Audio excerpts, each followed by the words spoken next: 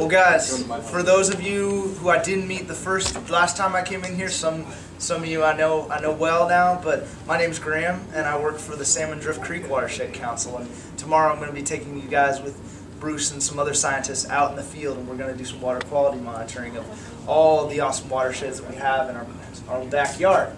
So, just to talk with you guys a little bit about water quality and how it pertains to us, why it's so important. You know, we live in a water world here. We live in one of the wettest and most dramatic range of rainfall, annual rainfalls, and really anywhere in the Oregon coast.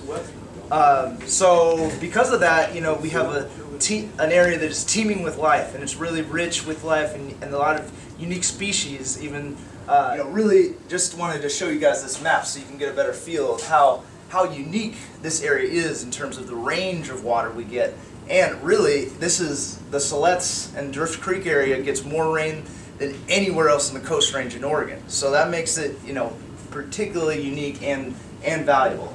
Let's go to the next slide. So, what can we test for? You know, there's a battery of tests we can do, but we're going to try and hit at least these on our trip tomorrow. This is Knights Park, Crowley Creek up here. The Salmon Drift Creek Watershed Council has put a lot of effort into restoring this area. It used to be this whole, as you know, we can talk more about this at another time, but the whole Salmon River estuary at one time was altered in a lot of favor because of us, and we didn't really understand what we were doing to the watershed and the fish at the time when we wanted to build farms down here, a boat basin here. This used to be a big farm, and you know what was happening was that the fish weren't coming back, so because there just wasn't any more habitat for them. And then combined with that, you know, we have more agriculture, we have more people, you know, inhabiting areas right along the water, so that might lead to increases in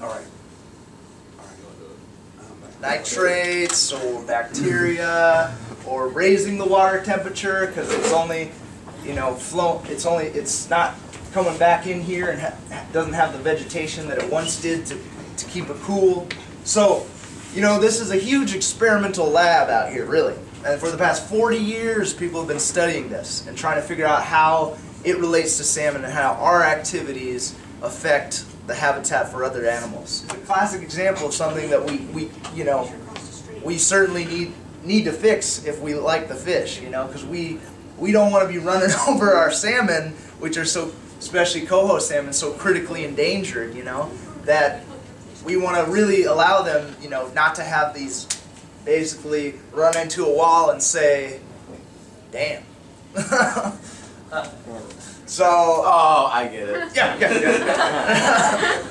The whole thing about agriculture in the Coast Range is that a lot of these areas in the Coast Range are super steep. So because of all the rainfall, it's really carved it out. So we don't really find a lot of areas where we can farm it that well. So we might see some more nitrates, who knows? But let's go to the next one, because the real reason we want to go back there is because of this lady right here. Is that real? This is Michelle Pfeiffer.